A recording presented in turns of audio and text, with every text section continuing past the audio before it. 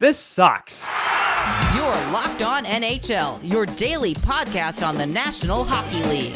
Part of the Locked On Podcast Network, your team every day. And hello, ladies and gentlemen, and welcome to the final edition of Locked On World Juniors. I am your host, the insider of the insiders, Tyler Kuehl. Yes, folks, you heard that right. The last episode of Locked On World Juniors for the 2022 tournament, at least, because we ain't having it, kids. Yeah, so for those that did not hear the story yesterday, the IIHF had to announce the World Junior Hockey Championships was canceled due to the obvious concerns, health concerns with COVID-19.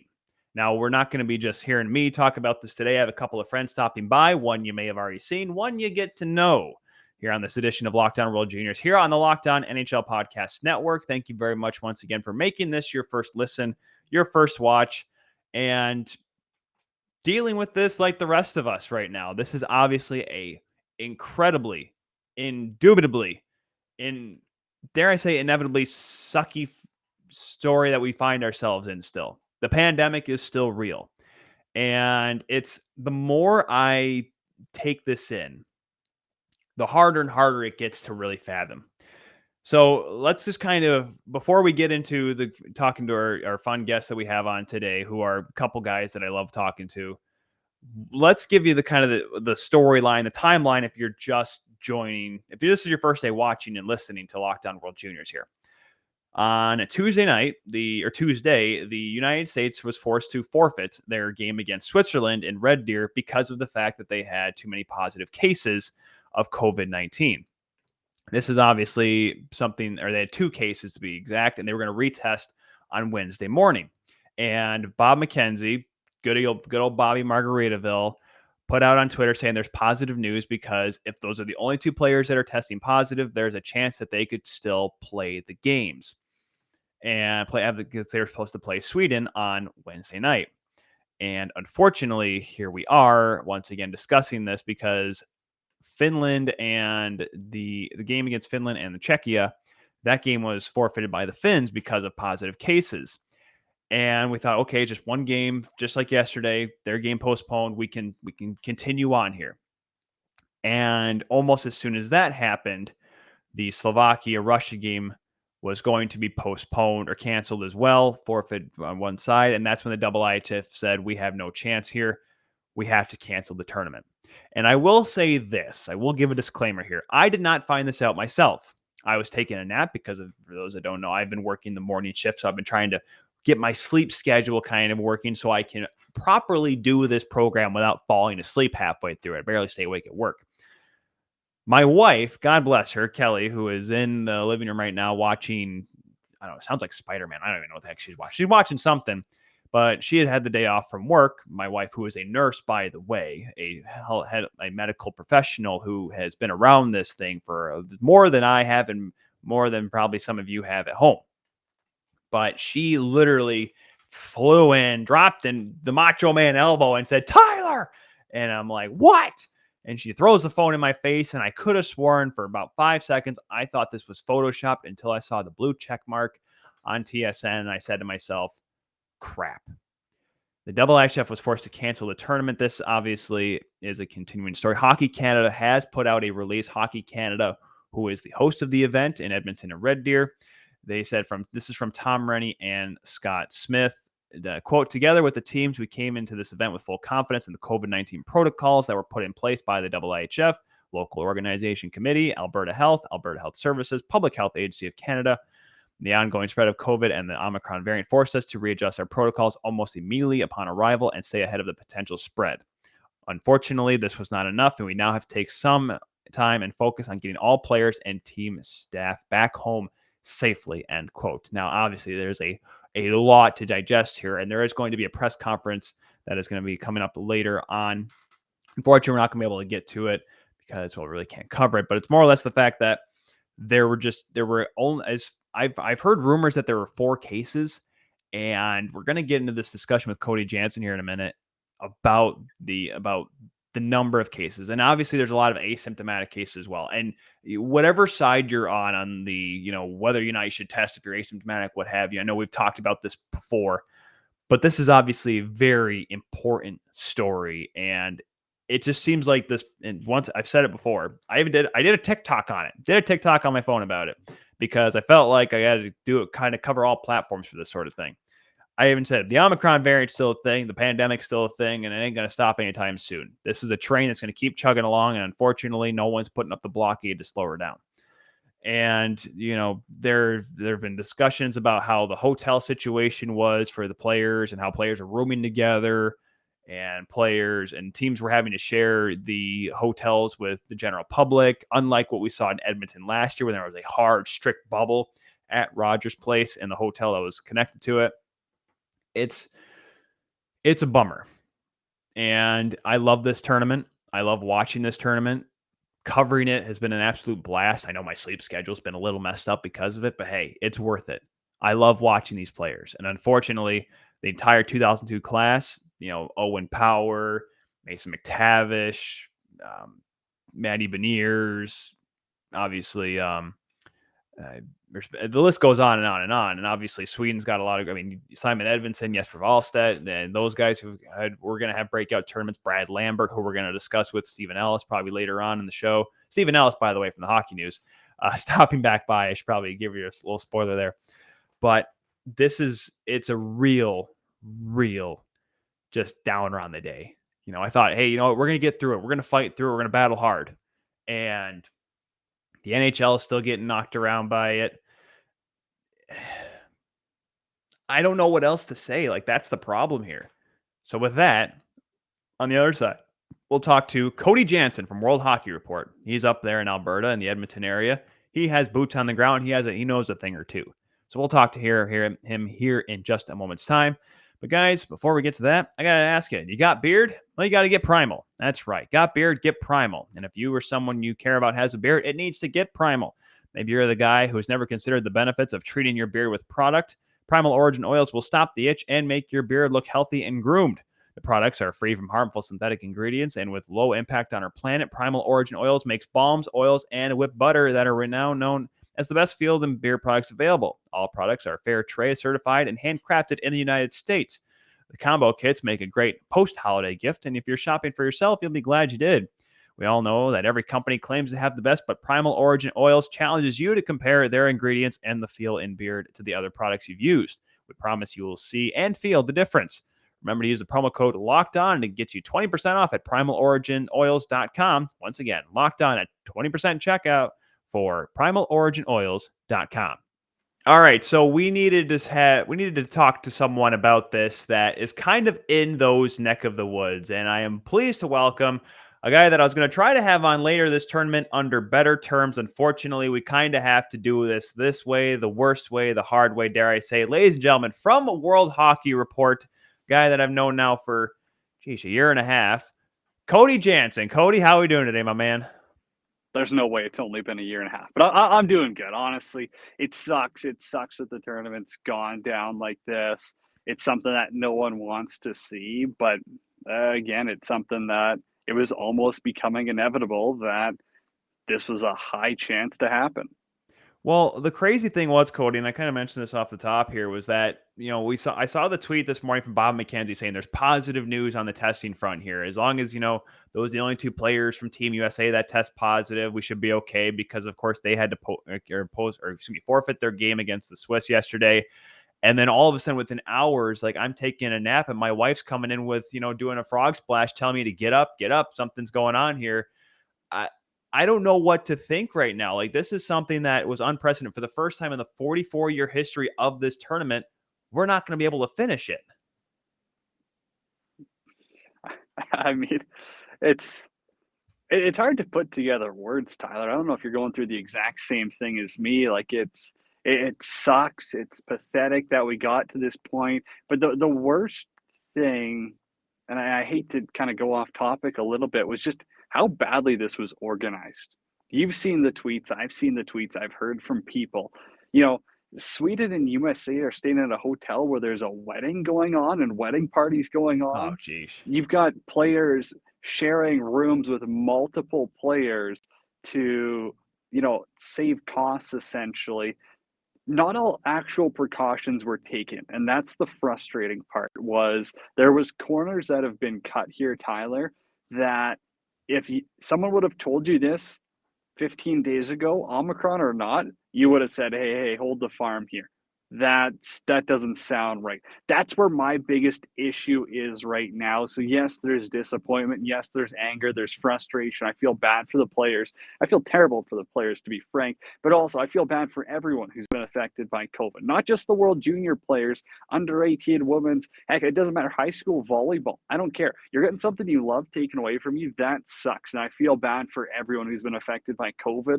But on the World Junior front, the planning clearly wasn't good enough on, you got to blame who set it up, and that's Hockey Canada, that's IIHF, and that's the organization committee. Yeah, and because especially since last year, the way the tournament was put on, I know it was with no fans. I understand that in Edmonton, but they did a hard bubble, and it worked. Got through the tournament. And I know I am myself, I'm kind of looking at they made Germany play with 13 players, Tyler. They allowed Germany to play 2 days after they had 10 players test positive. There was less vaccines. There was less knowledge about it. I'm not a doctor, clearly. Look at me. I'm not a doctor. Yeah, but even my wife, who is a nurse, she's like, I don't know what to do. I asked her if she wanted to come on and talk, and she's like, I'm as flabbergasted as you are. Yeah, it just doesn't make sense. It's not even double standards at this point. It's triple standards. It's everyone making their own rules. In Alberta, the government's saying one thing, they're doing the other thing. They're having big Christmas parties while telling everyone, don't do anything, don't gather with anyone. You're all going to be dead tomorrow. It just doesn't make sense right now. Alberta, not the ideal place to host it, especially with, the lack of restrictions they actually had in place. But now it's kind of a read and react. I know Gord keeps saying, oh, it's going to be hosted. It's going to be hosted. If they're doing this in June, no chance any drafted player should or want to be playing in this tournament. Why? Because in 2 months' time, they're going to be at NHL rookie camps battling for $1 million contracts. I'm sorry, that's a lot more important than gold medals. So to do it in June, it's not the World Juniors anymore. Just scrap it. Yeah, you mentioned that because good buddy Stephen Ellis, who we just had on the show recently of the Hockey News, retweeted something from Jakob Hermata, who is head of European scouting for Recruit Scouting. He said that they could possibly do it in the spring, thinking like April and May. And I just feel like at this point, trying to quickly put something together like this, and I know so you lose all the good major junior players. Right, because sense. Because who's gonna get called up and who's gonna go play somewhere else, and obviously those guys will be. Especially the major junior players, they're gonna be in the middle of Memorial Cup hunts, even though games across the CHL board right now are getting postponed left and right and center as well. It's so hard. Like it's almost like you just kind of have to take the L this year, right? The way this has gone over the last 8 hours at the time we're recording this. I can't even say 24 hours, 8 hours. Like it's almost like there's just no even point of even trying, because it's seeming like this is a garbage fire that just won't stop burning and won't stop getting bigger. Here's what's the most frustrating being in Edmonton right now is they are playing Western Hockey League games. They're playing university hockey games. They're playing senior hockey games. Why? Because you're only mandated to get tested if you have symptoms. If you're asymptomatic, you don't have to get tested. So look at how many the WHL's probably canceled less than 5 games this season. If that, honestly, I can't name a single WHL game that's been canceled because of it. They just had 2 in the AJHL here, but I think Fort McMurray had a COVID outbreak or something like that. But again, they're not testing them unless they have symptoms. Not saying that's the right thing to do. I'm not saying this is a perfect solution, Tyler, but they're making it work. They seem to be doing just fine. I don't know. All in all, it's just no one's got the perfect solution yet. Yeah, and that's the problem. Like the IIHF, for example, like they were hard on mandates anyways last season. Shoot, they put a mask mandate down in Texas. Do you have any idea how crazy that sounds down here in the States? Like, and so I understand the point of being safety, but the fact that, like you mentioned, the plan that was put in place was, I don't say doomed to fail, but was not set up in the most ideal sense to get through this tournament unscathed.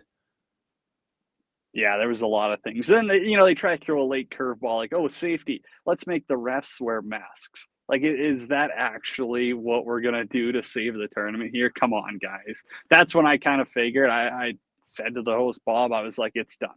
I'm like, Yeah. they're scrambling now. They're not making it work. Let them know half an hour. It's gone. Yeah, and of course, we probably should have mentioned Cody Janzen, who helps out there with 630 Chat at Oilers Nation.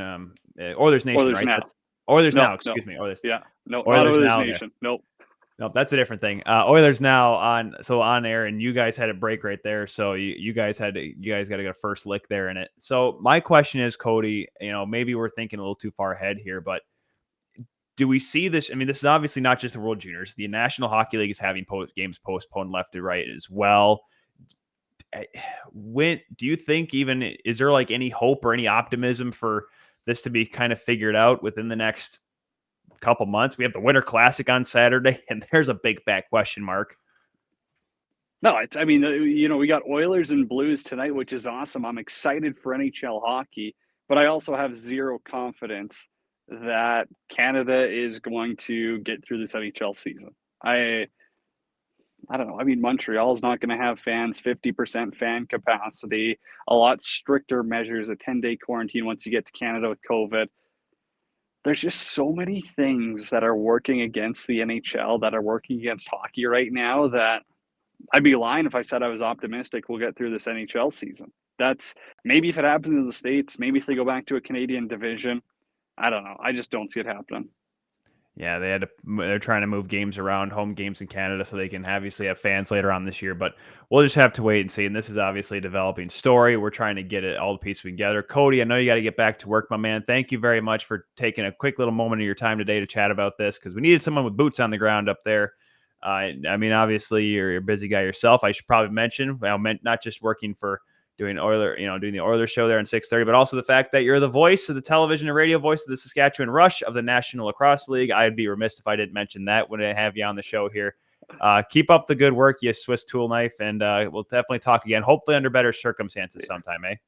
Let's hope, eh? I feel like every time we're talking, it's kind of like, oh, this is happening, not good. We just got to get back to normal times. But, man, I appreciate you. All the content you're pumping out, though, that's awesome. You got no clue what type of impact you're making on people when you're putting out good content that, we can listen to while we're driving to work, that puts us in a good mood. So, again, thanks to you, and I appreciate you having me on. Hey, you guys at World Hockey Report, at World Hockey RPT for you guys out there. They've been doing some awesome stuff as well. Cody, thanks again, man. We'll talk soon. And a huge thank you once again to Cody Janzen for stopping by to talk about the cancellation, because he's another guy. I mean, I've actually did some coverage with him prior to the tournament on World Hockey Report. Check them out, guys. They're very available on all platforms, and they do live shows as well on Twitter and I believe on YouTube. Twitter for sure. Check them out, guys, at World Hockey RPT once again. So we're going to keep moving along here with our guests. We're going to be joined here in moments time once again by Stephen Ellis from the Hockey News. We talked to him, I know, just a day or so ago, it seems like, and unfortunately we had to talk to him again because he knows as well as anyone, the pain some of these players are going through. So we'll get to that here in just a second. But guys, I got to remind you that BetOnline has you covered this holiday season with more props, odds, and lines than ever before, as even more football continues its march to the college bowl season and pro football playoffs. BetOnline remains your number one spot for all the sports action this season. Head to the website and use the mobile device to sign up today and receive your 50% welcome bonus on your first deposit by using the promo code LOCKEDON to receive the bonus. From basketball, football, NHL, boxing, UFC, right to your favorite Vegas casino games, do not wait to take advantage of all the amazing offers available for the 21-22 season. BetOnline is the fastest and easiest way to bet on all of your favorite sports. So do not wait to take advantage of all the new amazing offers available at BetOnline, where the game starts. All right, folks, it is time to talk to a person that we've literally talked to in like the last day and a half or so. And unfortunately, we are talking to him under dire circumstances. From the Hockey News, he just did a live stream on the Hockey News himself. Stephen Ellis returning to the program. Hi, Stephen. How's it going? I wish I wasn't talking to you right now because of this. Well, geez, thanks, bud. It makes me feel really good. The circumstances are not as much fun. My goodness, man. This is a real bummer. And, I myself, I was really excited about this tournament this year because, hey, we're going to have fans back and it's going to be full tilt. We're going to have Red Deer and Edmonton. And here we are today, canceled the World Junior Championships. What was your first reaction when you saw the news? It sucks to see this tournament end for how much fun it was kind of at the start. You see like the fun that Germany was having, even Austria, they were pretty happy with, they kind of improved their shots and everything against Canada. To see it kind of canceled within, you look at yesterday, I did a radio thing around 12:30 p.m. Eastern, and I said, you know what, we're looking good. This tournament should be going on as planned. Everything's great. And then like as I hang up, the Americans, their game's canceled. And then today you get the cancellations. Everything just kind of unfolded so quickly. To me and to a lot of others, it seems a bit knee-jerk here because you look at it, it's 4 positive cases out of like 250 players. Granted, that could turn into a lot more. And there's obviously the health risks. Like, yeah, these players are reported to not have any symptoms, but then they pass it on to someone who gets symptoms and it becomes a lot worse.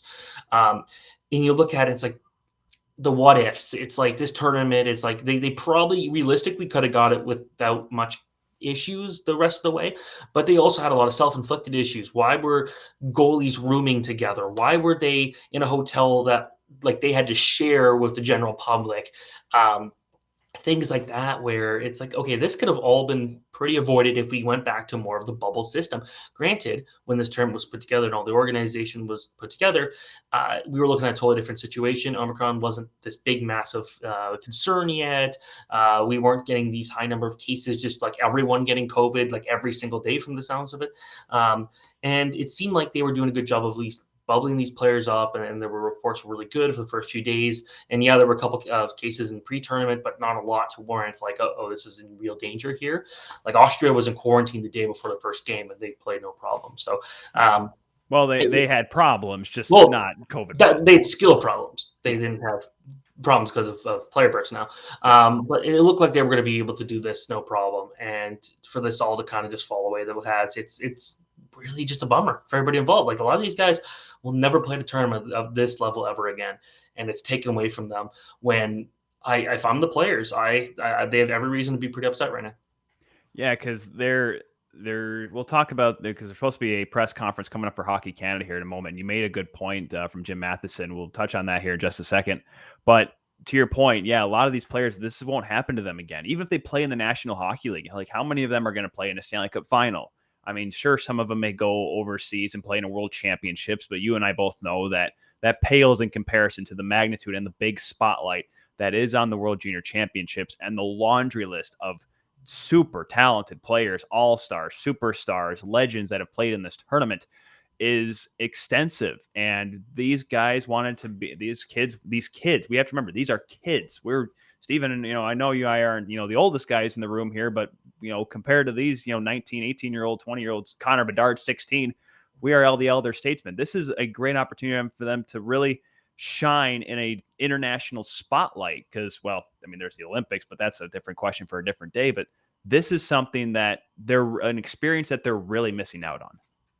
Yeah, and there was a report earlier that you and I were talking before we started this about the potential for this tournament being moved back. Now it sounds like potentially in July or later, the most recent update on that. So we'll see if this tournament actually happens in that case. But yeah, like this is something where this is a huge showcase event.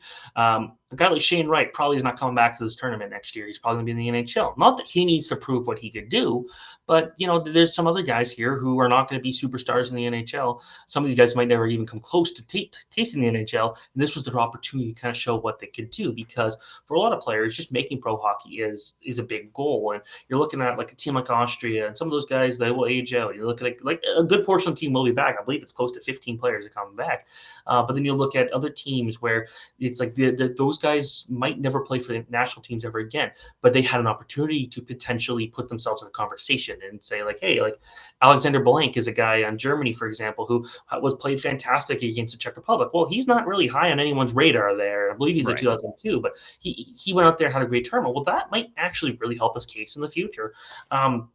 And there's performances like that we're going to miss. And there isn't going to be a new gold medal hero for a team when you're like, I'm from Canada, and you look at Jordan Eberle's goal was such a huge deal when that happened over a decade ago. Well, like another country, like a team from Finland or like Russia, those teams, if they had someone do that, like they lose out on that opportunity now. And I feel like I feel terrible for the kids involved. They had to sacrifice a lot to get here. And, a lot of people say, oh, they're playing hockey for a living. Well, it's like, again, not necessarily. But a lot of these guys, like, they've been having to be bubbled for, well, not bubbled, but they had to be away from their families and their teammates. They can't really do a lot. It's not like a normal World Junior year where their off day is spent going on like a team trip and go bond around it, where they didn't have those opportunities this year. And for this to all just kind of be over this quickly, some players didn't even get a chance to get into the tournament. And as it stands, a lot of these teams are still sitting in their hotels right now, just kind of trying to find out what's next. It's really tough for everybody involved. Yeah, and I would never. I mean, it was a tough. Once the Omicron, kind of the pandemic really started to pick back up again with the Omicron variant, I knew it was going to be a little bit tougher, but it seemed like the precautions were being taken, and now obviously we're at this point. It's so hard because these players that it comes back down to the players. And you mentioned something that Jim Matheson commented, because when Hockey Canada announced they were going to have a press conference, Jim Matheson said that there should be, like, you should have the players be on there, because this is, and to his point, paraphrasing here, those are the ones that are most affected by this. And I feel for them, because this was a great opportunity for them. I really would hope that they would be able to figure it out, but it's at this point now, given how a lot of other teams, going back home into Europe and playing on their club teams, or in the CHL, a lot of major junior, and of course, college kids as well that are in this tournament, they're not going to be able to take time off in, April to go play in a tournament like this, because they have their own, obviously, obligations to their teams. Who, kind of looking at it like some of the individual players, who really missed out? Well, is there a couple individuals that you look at that were really poised to maybe make an impact in this tournament? Whether or not they won a medal or not, that's beside the point. But the fact that they were going to have an opportunity to play in front of the eyes of, millions of people in this tournament, who really kind of, I don't say lost draft stock or whatever you want to call it, but like lost an opportunity to showcase their abilities. This might be a little bit of a cop-out answer, and maybe not even the answer you're looking for, but I'd say the entire 2002 group, be a born group, because these guys lost the U18s too. So that's two major tournaments on top of other individual smaller U20, U18 tournaments they lost.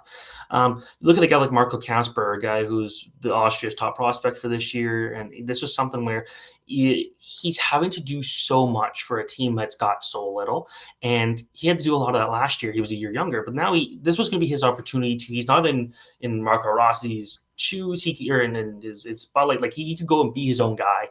And he showed some promise in the first couple games, but it was like, okay, let's see what you could really do later on the tournament. Maybe when you play against Germany, where maybe the skill match would have been better suited for him to show why he might be a first-round pick. And so you get these guys in these fringe teams or these smaller teams where they don't get that opportunity to really take control. And it's a good chance for these guys who don't play a lot of minutes in their European pro teams to play a lot more and get those opportunities. Brad Lambert, for example, was having a fantastic start to the tournament. This is someone where in Finland, he's been really struggling this year. Questions of whether or not he'll go to the WHL or not when this tournament's over. Now that it's over, we'll see. And he was playing so good up until the point of this cancellation, and it feels like a loss because he could have put himself back into top 5 contention for the draft. So those are two guys I'd say for sure that I'm really disappointed for, being Lambert and Kasper. But I feel for this 02 class that just had tournament after tournament canceled in such a short period of time. Yeah, and I'm bummed myself too, because this was an opportunity and Lambert was having a great tournament. I know he wasn't. I don't think he was leading the. Was he leading the tournament in points? Because he had 5 through the first 2 games. He had I think he was like, it's a 5-way tie, and like 4 Canadians were tied with him for first. Well, that when you score 11 goals on a team, I think your points kind of get a little bit elevated. No offense to Connor Bedard, to put up a great performance there. But man, you really feel for the players. I asked Cody Janzen this before we had you on here, Stephen, but I'm going to ask you this as well. This is obviously a pandemic that's still continuing on. It's not just affecting the World Juniors. The National Hockey League's getting hammered as well. And the OHL, I know they had to cancel some games here, the Quebec League, the American Hockey League. It just goes, and this is just in North America, let alone what's going on overseas right now. Is there any sign of optimism right now with this sort of thing? Or is it kind of just, dare I say the word, fluid right now? Fluid is the word. When they announced that the World Juniors were being canceled, I thought, okay, this there's zero chance this thing's getting brought back, and now there's the talk of it. But just in general in the hockey world, you're just looking at it. Every single you can't believe an NHL game's happening until the puck drop actually happens because of everything going on. The World Juniors, I didn't feel like that was the case. There was the news today we were going to get the players wearing a mask. So kind of just hockey in general is in a, like, we don't know what's going to happen until literally it happens situation. And so we have no idea where this world's going at this point. Are we going to be going into more lockdowns? Are we going to be getting into more of this? It's such a situation. Doesn't matter what we're talking about. Fluid is really the word to use, and I hate the word. It sounds stupid in this context. Oh, that and an abundance of caution. There's everyone's favorite phrase. Oh, it's like I remember at the beginning of the pandemic, it's like, man, I never want to hear the term social distancing ever again, because that was never a phrase that was used before, and now there's other phrases that are just getting into it. So these are words I never want to see again, never want to see in another future World Junior. But we also got to think about, like, what if this happens? What if we're not out of this next year? What if we're still having to do this and next year's World Junior tournament? Russia's going to be a little bit different than it is Canada, but it's like hockey is not going to get back to normal for quite a bit.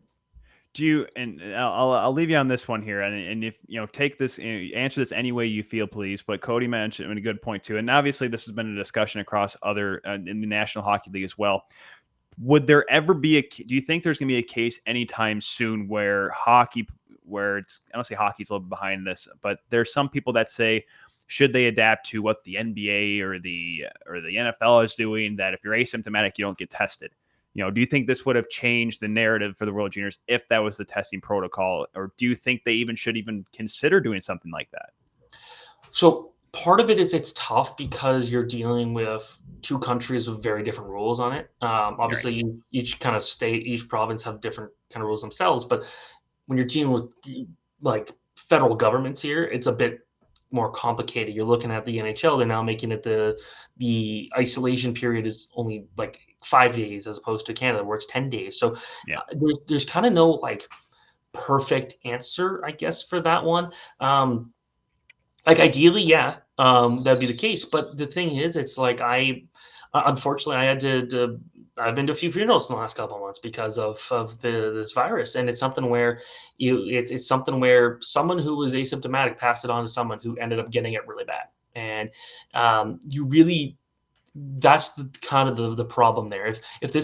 You don't want to have to be testing everybody, because it does get a little ridiculous when these people who've got their vaccines are supposed to be able to fight this the best. And I'm no doctor, obviously, but I get the frustration for the players. And I know there's been some kind of talk about when the Spengler Cup was canceled.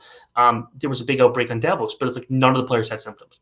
And that was the story here at the World Juniors. To our knowledge, none of the players had any symptoms. And it's like, okay, so we canceling guys because they tested for this but didn't really have an issue. But it's then when you pass it on to someone else that becomes the issue. So I guess when you look at it that way, it seems like it's good to be in an abundance of caution situation. But it's something where if we're canceling events when no one's sick, it does seem almost a little ridiculous to a point. So I've been someone, again, like this unfortunately, this virus has really affected me and people I know. It sucks. But there's just no easy answer. We haven't been in this situation before. As a society, we've had to kind of deal with this. So everyone's kind of learning, but maybe if the way of the future is, if you have no symptoms, we won't be having to deal with this, but we're just not fully there yet in North America, at least. Yeah. Shout out to, I can't remember the Twitter account that tweeted this. I remember I commented on it, but I can't find it anywhere off my Twitter. It's someone said, and this was about 3 weeks ago, they said, today feels like March 11th, 2020. And I said, you take that back right now. No, it's nothing like that. It's nothing like that. Oh, it's, yeah, well, because at least we have an idea of what's going on, but just by the way, everything is kind of just coming to this fruition of the Omicron variant. I know. And unfortunately, I wish I never had to say these, like the word Omicron or something like that, or Outbreak ever again. We thought we had it in the bag, but unfortunately still evolving. And I have to go to the thesaurus to try to find a different word for fluid here. Constantly moving. Is that way we can describe ever changing, annoying. There you go. There's the word of the day. Annoying from Stephen Ellis. We've been chatting with the man from the Hockey News. Don't worry, guys. It's not like he's going to crawl into a hole and not show up until next December for the World Junior Championships. He puts out great stuff every day, as do all the guys over there at the Hockey News. Drafts coverage, obviously. And, man, Steven, like I said, wish we didn't have to talk again this week. Unfortunately. I wish so too. I'm very disappointed I couldn't draw a bit more. That's over till the Oh Olympics. my gosh, that's the best. If you guys aren't following Steven right now, by the way, on Twitter, he is because unfortunately it's not like you can just grab highlights and post them on Twitter accounts without getting flagged or whatever. So what does he do? Microsoft Paint. Or no, is it Microsoft Paint or what is No, it? it's Photoshop. Oh, Photoshop, even better. Like not even. My goodness, can you even use like a cutout of players, make them look like the old rod hockey figures? You know, like this guy, bing, puts the puck in that. Nope, good old stick figures, man. I figured how to animate them to make them move a bit this year. I just only did it twice because it's a pain in the butt. Oh, geez, man, I tell you, that would have been great for the gold medal game had we had it. But oh, Steven, we'll talk again eventually, Steven. Hopefully under better circumstances and in more positive light. Unfortunately, today was not that day. Steven, thank you once again, man. Stay safe up there and best wishes. And like I said, we'll keep fighting through this. And eventually we won't have to talk about dumb stuff like fluid situations or abundance of caution. We can have a hockey conversation where the conversation is solely about hockey. That'd be nice. That'd be nice as well. Well, all right, Steven, we'll talk soon, man. Once again, thanks again. Yep. And a huge thank you once again to Stephen Ellis for stopping by, and of course Cody Janzen as well for taking the time. Cody was at work, as you probably saw that. I mean, God bless that guy, because I've had conversations with him on previous shows where literally it's like in between like his work and trying to fit it in his schedule. It's never an easy thing. And of course, Stephen had just done something with Tony Ferrari on the Hockey News talking about the event. We were supposed to actually talk to Tony on Friday about some of the big names and how he thought the tournament has played out too. And it's a bummer because first of all, Tony's a cool guy to talk to, but we had some more people we were going to chat with throughout this tournament until the end next Thursday. And we can't. I'd love to put the scoreboard up like I have done before, or today's games. I've been loving doing that. Just can't. It's over. I know, like we mentioned, that there's discussions of moving to summer because of that. Putting it after all the club tournaments and all the junior college tournaments have wrapped up. Even if they do, it can be the same. I talked off air with Steven. If they were to do it, they could put it, kind of in the same boat as, because the Holinka Gretzky Cup's in Edmonton, so you could put it in Calgary, kind of a big, massive junior hockey kind of setup in Alberta.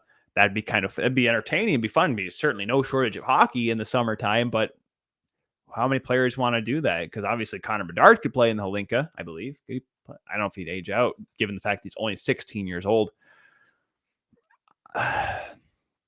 It's hard. It was certainly something I did not want to be abruptly woken up from my nap for. And I was really hoping we could continue on this tournament, but it is what it is, I guess, right? So with that is it for this edition and this season of Locked On World Juniors. Don't worry, though. This is not the last of me. I'm still doing the Tuesday shows with good guy Mike DiStefano. We'll probably touch on this a little bit maybe on Tuesday's edition of Locked On NHL, but be sure to check out all of our shows every single day on Locked On NHL pods here. Be sure to tune in. I mean, Gil and Adam and Ryan and Sarah and all of them, they've been doing a magnificent job all season before I even joined this crew. They are awesome guys. So be sure to stay tuned here on Locked On NHL's YouTube channel if you're watching, or wherever you get your podcasts at Locked On NHL Pods. On Twitter is where you can follow us. Be sure to check out Locked On Today. Make them your second listen as well. The biggest news stories as well. This is a pretty big news story myself, but obviously there's more than just hockey in this world. And obviously there's some things that are even greater than sports. And this, unfortunately, is one of those stories. Be sure to follow me at The Insider to the Insiders at TJKU29 on Twitter, Instagram. Like I said, TikTok, I did a dumb thing on it because I thought it would have been kind of entertaining. I mean, you know what? Some people on TikTok don't get all the news, so this is the way I was going to do it. It's a shorter video than this, so be sure to follow me there. And I was going to do some fun stuff next week for the Locked On World Junior Championships, unfortunately, or the World Championship Final, the gold medal game, and well, that's just not going to happen. But with that, thank you all very much for those that did watch and listen to this little fun little thing we started up here. We may be doing some stuff, though, in February for a different international tournament. That's, of course, implying that we even get to that point, and the Omicron variant doesn't just take a sledgehammer to that and just go, hey, yeah! Let's just hope that doesn't happen. Thank you all very much for watching Locked On World Juniors, even though it's only been a few days. Be sure to stay tuned in to Locked On NHL. We'll see you eventually down the road. Stay safe, everybody.